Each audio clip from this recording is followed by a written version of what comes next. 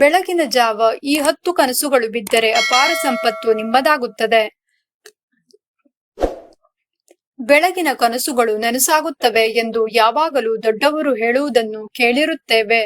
ಬ್ರಹ್ಮ ಮುಹೂರ್ತದಲ್ಲಿ ಕಂಡುಬರುವ ಕೆಲವು ಕನಸುಗಳು ಬಹಳ ಬೇಗನೆ ಹಣವನ್ನು ತರುತ್ತದೆ ಎಂದು ಸ್ವಪ್ನಶಾಸ್ತ್ರದಲ್ಲಿ ಬರೆಯಲಾಗಿದೆ. ಉಪಪ್ರಜ್ಞೆ ಮನಸ್ಸಿನಲ್ಲಿ ನಡೆಯುತ್ತಿರುವ ಆಲೋಚನೆಗಳ ಹೊರತಾಗಿ ಕನಸುಗಳು ಭವಿಷ್ಯದ ಘಟನೆಗಳಿಗೆ ಸಂಬಂಧಿಸಿವೆ.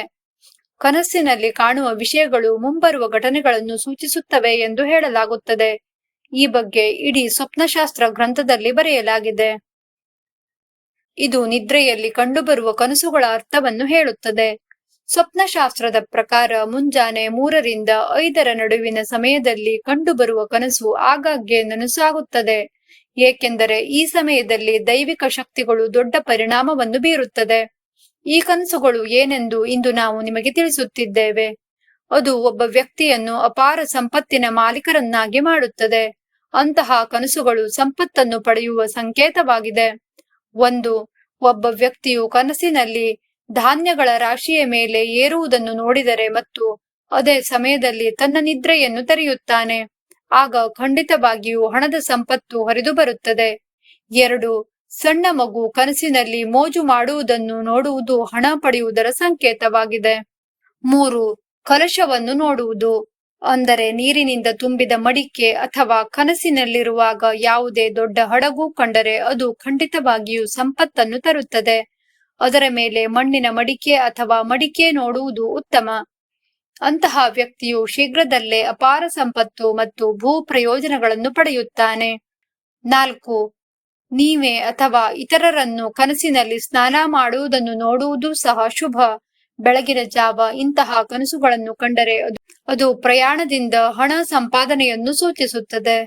5. ಕನಸಿನಲ್ಲಿ ಯಾರಾದರೂ ಗಂಗಾ ನದಿಯಲ್ಲಿ ಸ್ನಾನ ಮಾಡುವುದನ್ನು ನೋಡುವುದು ತುಂಬಾ ಶುಭ. ಇದರೊಂದಿಗೆ ನಿಲ್ಲಿಸಿದ ಹಣ ಅಥವಾ ಸಾಲ ನೀಡಿದ ಹಣವನ್ನು ಶೀಘ್ರದಲ್ಲೇ ಹಿಂತಿರುಗಿಸಲಾಗುತ್ತದೆ. 6. ಕನಸಿನಲ್ಲಿ ಹಲ್ಲು ಬೀಳುವುದು, ಉದುರುವುದನ್ನು ನೋಡುವುದರಿಂದ ಕೂಡ ತ್ವರಿತ ಹಣ ಸಿಗುತ್ತದೆ. ಇದು ಉದ್ಯೋಗ ವ್ಯವಹಾರದಲ್ಲಿ ಲಾಭ ಪಡೆಯುವ ಸಂಕೇತ ಎಂದು ಹೇಳಲಾಗುತ್ತದೆ. 7. ಕನಸಿನಲ್ಲಿ ರಕ್ತಪಾತವನ್ನು ನೋಡುವುದರಿಂದಲೂ ಹಣ ಹರಿದು ಬರುತ್ತದೆ ಎಂದು ಹೇಳಲಾಗುತ್ತದೆ.